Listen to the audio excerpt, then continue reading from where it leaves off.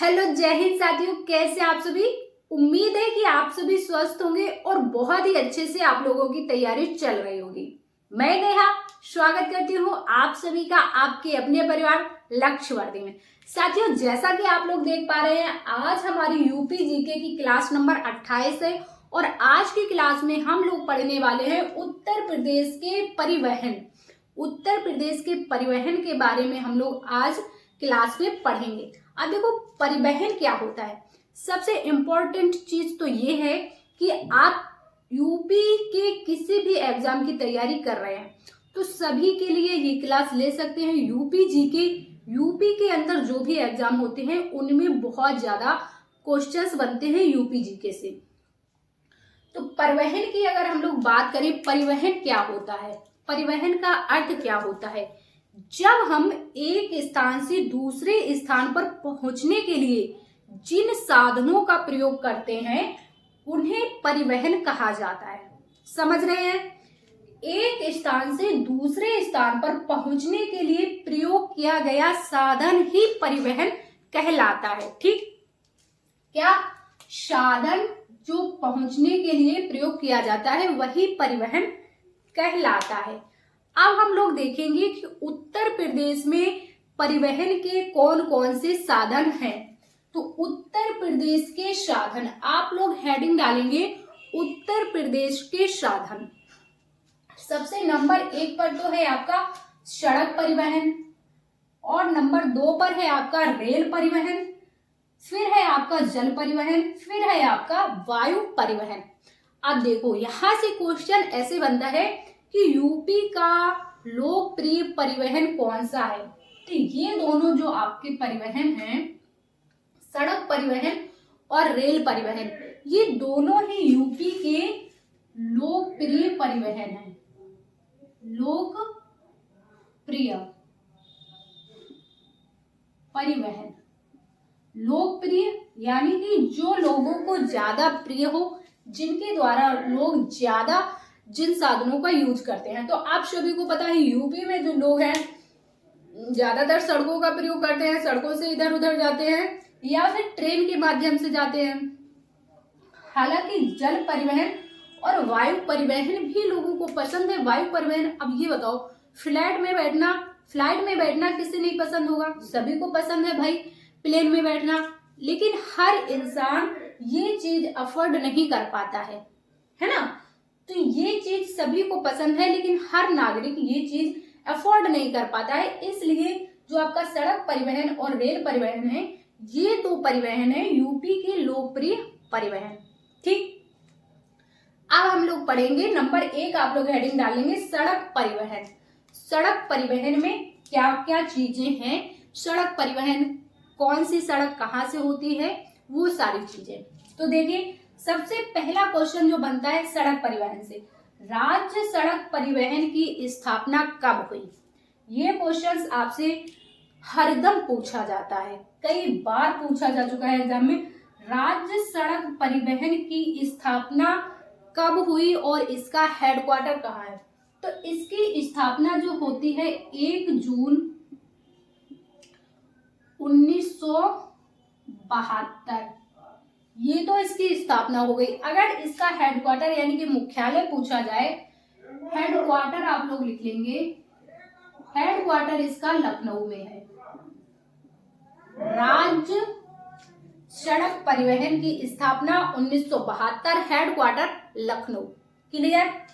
इसके बाद अगला पॉइंट बनेगा कि यूपी का जो सड़कों की लंबाई में स्थान है वो कौन सा है। पूरे भारत में, पूरे देश में सबसे ज्यादा लंबाई सड़कों की किस राज्य में है और यूपी का कौन सा स्थान है? तो यूपी का जो स्थान है, सेकेंड स्थान है,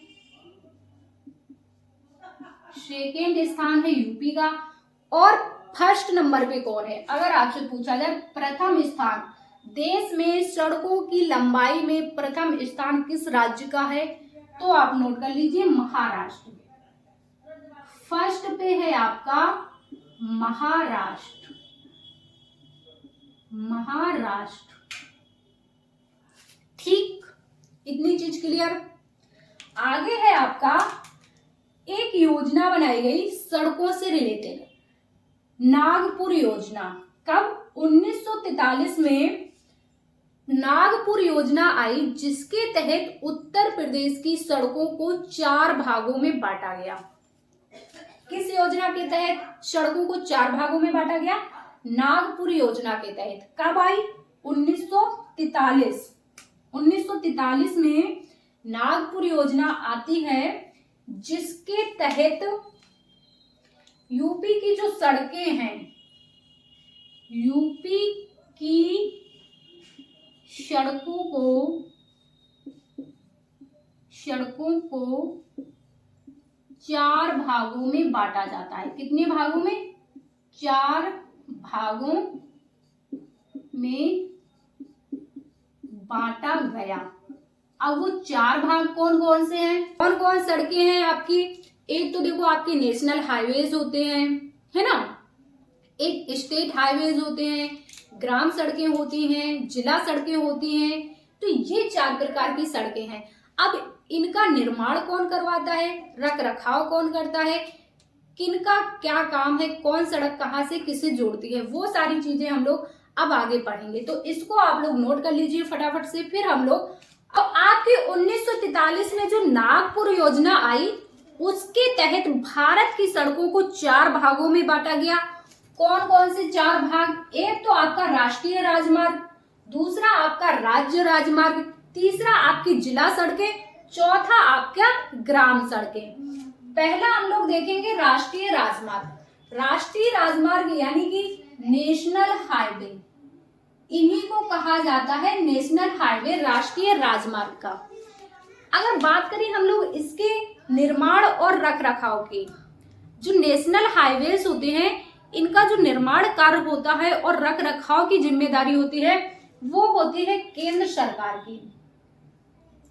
केंद्र सरकार की। और इसको कंट्रोल कौन करता है? इसको कंट्रोल कौन करता है? तो इसे कंट्रोल करता है आपका NHAI, यानी कि national highways authority of India, भारतीय राष्ट्रीय राजमार्ग प्राधिकरण। ये आपके नेशनल हाईवेज को कंट्रोल करते हैं। ठीक, अगर आपसे क्वेश्चन पूछ लिया जाए भारतीय राष्ट्रीय राजमार्ग की स्थापना कब हुई, तो आप बता देंगे कि स्थापना आपकी होती है 1988 में, और इसका जो हेडक्वार्टर है दिल्ली में। कहाँ है हेडक्वार्टर? हेडक्वार्टर हो जाएगा दिल्ली में। भारतीय राष्ट्रीय राजमार्ग प्राधिकरण का मुख्यालय दिल्ली में, स्थापना 1988 में। अब इनका काम क्या है? नेशनल हाईवेज कहाँ से कहाँ तक जाते हैं? तो ये आपके जो देश की राजधानी है, देश की राजधानी क्या? दिल्ली। देश की राजधानी को महानगरों से जोड़ते हैं और एक महानगर को दूसरे महानगर से जोड़ते हैं, यानी कि महानगरों को जोड़ने का काम करते हैं। देखो, महानगरों से, देश की राजधानी को महानगरों से जोड़ते हैं और महानगरों को दूसरे नगरों से जोड़ते हैं। जैसे आपका दिल्ली से कलकत्ता या फिर दिल्ली से मुंबई, इस तरह, है ना। जैसे आपका एग्जाम्पल में लिख लेंगे दिल्ली से कोलकाता या फिर कलकत्ता,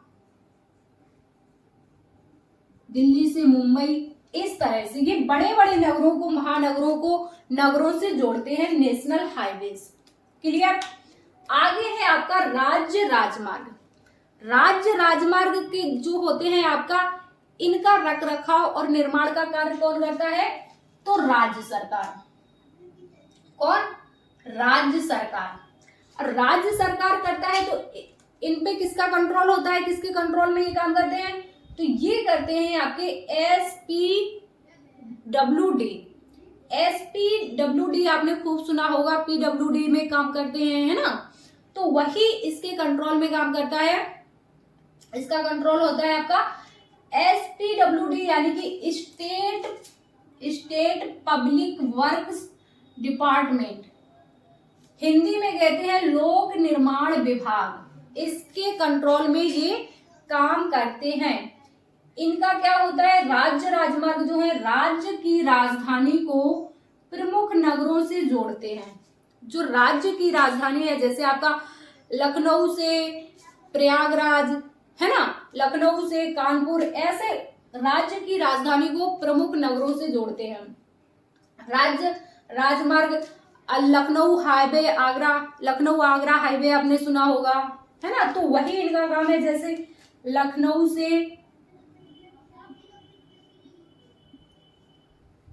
से आपका आगरा हाईवे है, ये आपका स्टेट हाईवे है ना। तो राज्य की राजधानी को प्रमुख नगरों से जोड़ते हैं। लखनऊ को कानपुर से जोड़ते हैं, लखनऊ को आगरा से जोड़ते हैं, आगरा से लखनऊ को जोड़ते हैं, इस तरह, समझ गए। तीसरा है आपका जिला सड़कें। तो जिला सड़कें जो है इनका निर्माण और रखरखाव स्टेट पीडब्ल्यूडी और जिला परिषद, ये दोनों मिलकर करते हैं। कौन कौन है आपका, स्टेट पीडब्ल्यूडी और जिला परिषद दोनों मिलकर के इनका रखरखाव और निर्माण कार्य करते हैं। इनका काम क्या होता है जिला सड़कों का, जिलों को कस्बों से जोड़ते हैं। जैसे आपका कोई भी जिला है और उसके अंतर्गत जो भी कस्बे आते हैं, कस्बों को जिले से कस्बों को जोड़ती हैं ये सड़कें, कस्बों से जिलों को, समझ गए, जिला सड़कें। इसके बाद आपकी इसके बाद आपकी ग्राम सड़कें। ग्राम सड़कें किसके अधीन आती हैं, इनका कौन करता है रखरखाव, ये आपकी ग्राम पंचायत के अधीन आती हैं। जो गांव की सड़कें हैं आपने देखा होगा, जो ग्राम पंचायत होते हैं सदस्य, वही इनका निर्माण करवाते हैं कि कहाँ की सड़क खराब है तो वहां पर वो लोग क्या करते हैं, ठीक भी करवाते हैं, है ना। तो ग्राम पंचायत के अधीन आती है। और ग्राम सड़कें जो है गांव को कस्बों से जोड़ती हैं। देखो पहले आप गांव से चलेंगे, गांव से पहुंच जाएंगे कस्बे में, ठीक, और कस्बे से पहुंच जाएंगे आप जिले में, यहाँ पे नहीं, हाँ, गांव से कस्बे में और कस्बे से जिले में, जिले से राजधानी, राजधानी से सीधा राज्य की राजधानी, फिर आपका देश की राजधानी, और देश की राजधानी से फिर आप कहीं भी। इस तरह से आप लोग याद कर सकते हैं इसको, ठीक है। तो ये 4 तरह की सड़कें होती हैं, इसको आप नोट कीजिए। फिर हम लोग एक एक करके पढ़ेंगे कि कौन सा हाईवे है जो सबसे लंबा है और कौन सा हाईवे कहाँ से किसे जोड़ता है। तो इसको आप नोट कर लीजिए, फिर हम लोग आगे बढ़ते हैं। तो 4 प्रकार की तो आपकी सड़कें हो गई। नंबर 5 एक और लिख लेंगे आप लोग, एक्सप्रेस वे संकल्पना। ये क्या है भाई, एक्सप्रेस वे संकल्पना क्या है, तो ये है आपका, देखो, एक्सप्रेस वे औद्योगिक विकास प्राधिकरण के अधीन आते हैं आपके एक्सप्रेस वे। एक्सप्रेस वे जो भी है आपके, ये औद्योगिकी विकास प्राधिकरण के अधीन आते हैं। और इसकी जो स्थापना है वो हुई थी 2007 में। कब हुई थी, 2007 में। ये केंद्र व राज्य की संयुक्त परियोजना है। अगर आपसे पूछ लिया जाए एक्सप्रेस वे संकल्पना किसकी परियोजना है, ऑप्शन दे देगा आपसे, केंद्र की, दूसरा राज्य की, तीसरा ए व बी दोनों, और चौथा इनमें से कोई नहीं। तो आप बता देंगे कि ये जो परियोजना है केंद्र व राज्य की संयुक्त परियोजना है, ठीक। इसके बाद ये जो आपके एक्सप्रेस वे होते हैं ये अधिक गति वाली सड़कें होती हैं। आप सभी जानते हैं जो भी एक्सप्रेस वे होते हैं उन पर बहुत ज्यादा स्पीड में चला जा सकता है, अधिक गति वाली सड़कें होती हैं। जैसे आपका ताज एक्सप्रेस वे है, कौन, ताज एक्सप्रेस वे है,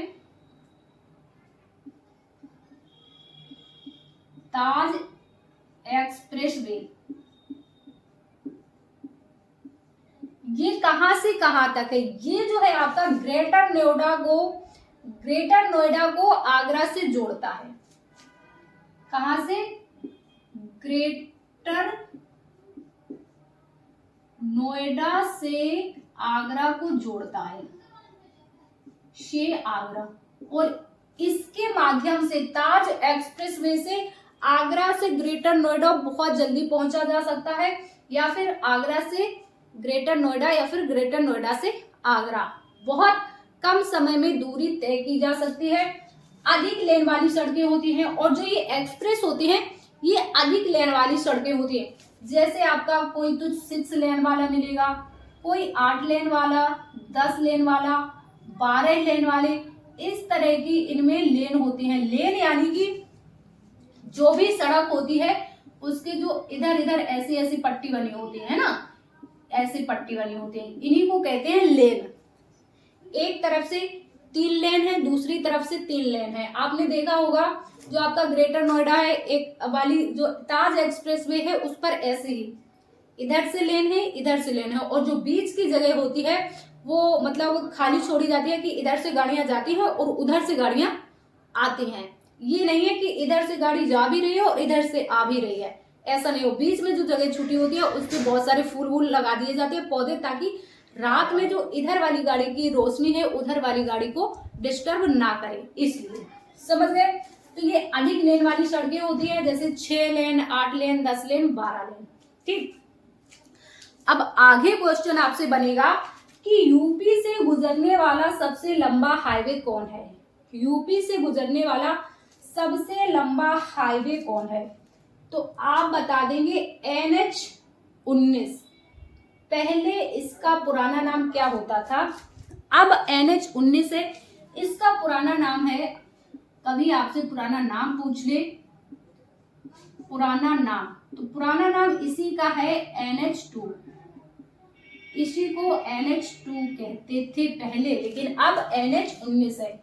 उत्तर प्रदेश से गुजरने वाला सबसे लंबा हाईवे है और ये दिल्ली को कलकत्ता से जोड़ता है। दिल्ली को कलकत्ता से जोड़ता है, कौन सा?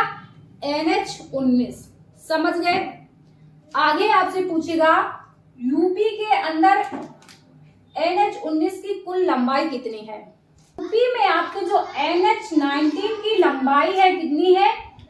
759 किलोमीटर। कितनी है? 759 किलोमीटर है यूपी के अंदर NH-19 की लंबाई। ठीक, आगे आपसे पूछेगा उत्तर प्रदेश में प्रथम बस सेवा प्रारंभ कब हुई? उत्तर प्रदेश में जो प्रथम बस सेवा है कब प्रारंभ हुई? तो ये प्रारंभ होती है आपकी 15 मई 1945 को, और ये किसके द्वारा प्रारंभ होती है? राजकीय रोडवेज द्वारा। यूपी में प्रथम बस सेवा 15 मई 1945 को प्रारंभ हुई, किसके द्वारा? राजकीय रोडवेज के द्वारा। और कहां से कहां तक बस गई थी? तो ये आपका लखनऊ से बाराबंकी तक। कहां से? लखनऊ से बाराबंकी तक प्रथम बस आपकी चली थी। ठीक, आपसे पूछेगा यूपी का प्रथम एक्सप्रेसवे कौन सा है? तो कौन सा है? नोएडा से greater Noida expressway. Noida to greater Noida expressway UP का प्रथम एक्सप्रेसवे है। तो ये कुछ फैक्ट है, इनको भी आप नोट कर लेंगे। अब हम लोग आगे पढ़ेंगे कुछ आपके एक्सप्रेसवे के बारे में, जो भी आपके इम्पोर्टेंट एक्सप्रेसवे हैं, जहां से क्वेश्चंस आपके बनने की संभावना है, वो हम लोग पढ़ेंगे। तो इनको आप अच्छे से नोट कर लीजिए, फिर आगे हम लोग एक्सप्रेसवे की तरफ चलेंगे। ठीक है, तो अब हम लोगों को पढ़ना है एक्सप्रेसवे। एक्सप्रेसवे से जो भी मेन क्वेश्चंस बनते हैं वही हम लोग पढ़ेंगे, बस ज्यादा कुछ नहीं पढ़ेंगे कि कहां से कहां जोड़ता है और कितनी लंबाई है। बस 1-2 पॉइंट्स हैं जहां से आपके एग्जाम में क्वेश्चंस बनते हैं। तो सबसे पहले नंबर 1 है आपका यमुना एक्सप्रेसवे। इसी को ताज एक्सप्रेसवे भी कहा जाता है। यमुना एक्सप्रेसवे कहें या फिर ताज एक्सप्रेसवे कहें, एक ही बात है।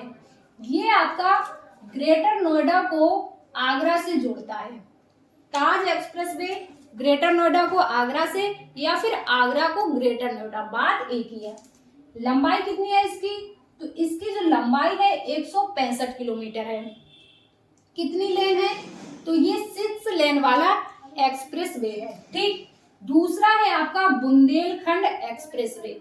बुंदेलखंड एक्सप्रेसवे जो है आपका चित्रकूट से इटावा को जोड़ता है, या फिर ये कहें कि इटावा को चित्रकूट से जोड़ता है। ठीक, लंबाई इसकी कितनी है? 296 किलोमीटर है, और ये 4 लेन का एक्सप्रेसवे है। इस पे 4 लेने हैं, 2 लेन इधर से, 2 लेन इधर से। ठीक, इसके बाद है आपका प्रयागराज गंगा एक्सप्रेसवे। गंगा एक्सप्रेसवे है तो ये आपका गंगा एक्सप्रेसवे नाम से ही पता चलता है आपको कि प्रयागराज से जोड़ेगा, मेरठ को प्रयागराज से जोड़ता है, या फिर ये कहें कि प्रयागराज को मेरठ से जोड़ता है। पश्चिमी यूपी को पूर्वी यूपी से जोड़ता है। देखो लिखा भी है पश्चिमी यूपी को पूर्वी यूपी से जोड़ता है। पश्चिम आपका मेरठ पश्चिम में है और प्रयागराज आपका पूरब में है। इसकी जो टोटल लंबाई है कितनी है? 594 किलोमीटर। गंगा एक्सप्रेसवे की लंबाई है 594 किलोमीटर। ठीक, इसके बाद अगला है आपका आगरा लखनऊ एक्सप्रेसवे। आगरा लखनऊ जो एक्सप्रेसवे है ये आगरा को लखनऊ से जोड़ता है। इसकी जो लंबाई है 302 किलोमीटर है। इसके बाद ये 6 लेन का है और इस पर आपातकाल के टाइम में फ्लाइट भी लैंडिंग कराई जा सकती है, उसके लिए भी पट्टियां बनाई गई हैं। फ्लाइट लैंडिंग कराई जा सकती है, उसके लिए पट्टियां बनाई गई हैं। किस एक्सप्रेसवे पे? आगरा और लखनऊ एक्सप्रेसवे पर। समझ गए? क्लियर। इसके बाद आपका पूर्वांचल एक्सप्रेसवे। पूर्वांचल एक्सप्रेसवे जो है आपका ये लखनऊ से गाजीपुर, गाजीपुर को लखनऊ से जोड़ता है। गाजीपुर से आप आएंगे, अगर आपको लखनऊ जाना है तो डायरेक्ट पूर्वांचल पे आइए। गाजीपुर से लखनऊ लंबाई कितनी है? 341 किलोमीटर। जो इसकी लंबाई है 341 किलोमीटर है और कितनी लेन का है? तो ये आपका 6 लेन का है। 6 लेन का है। ठीक, अब एक क्वेश्चन एक्सप्रेस वे से ये बनेगा कि सबसे ज्यादा एक्सप्रेस वे वाला राज्य कौन सा है? ऐसा कौन सा राज्य है भारत में जिसमें सबसे ज्यादा एक्सप्रेस वे है? तो वो हो जाएगा आपका अपना उत्तर प्रदेश। सबसे ज्यादा लेन वाला एक्सप्रेस वे वाला जो राज्य है वो आपका उत्तर प्रदेश है। समझ गए? तो ये आपके एक्सप्रेस वे हैं जो यूपी में है। यूपी के कुछ शहरों को कुछ शहरों से जोड़ते हैं। इनको आप पढ़ लेने हैं कि किस शहर को किस शहर से जोड़ रहा है। बस ज्यादा इनसे क्वेश्चंस और डीपली नहीं पूछेगा आपके एग्जाम में, यूपी पुलिस के एग्जाम में। ठीक है, तो ये चीजें आप पढ़ लेंगे अच्छे से। एक्सप्रेस वे यानी कि सड़क परिवहन आज की क्लास में हम लोगों ने कंप्लीट कर लिया। तो आज की क्लास को फिर हम लोग इतना ही रखेंगे। आगे हम लोग पढ़ेंगे रेल परिवहन। सड़क परिवहन हम लोगों ने कंप्लीट कर लिया। रेल परिवहन, जल परिवहन और वायु परिवहन, ये सब चीजें हम लोग आगे की क्लास में कर लेंगे। आज की क्लास को इतना ही रखेंगे। आज की क्लास यदि आपको पसंद आई हो, समझ में आई हो, तो क्लास को ज्यादा से ज्यादा लाइक करेंगे। यदि आप चैनल पर नए हैं तो चैनल को सब्सक्राइब कर लीजिए। हम मिलेंगे आपसे नेक्स्ट सेशन में। जब तक के लिए स्वस्थ रहिए, मस्त रहिए और अपनी तैयारी करते रहिए। जय हिंद साथियों।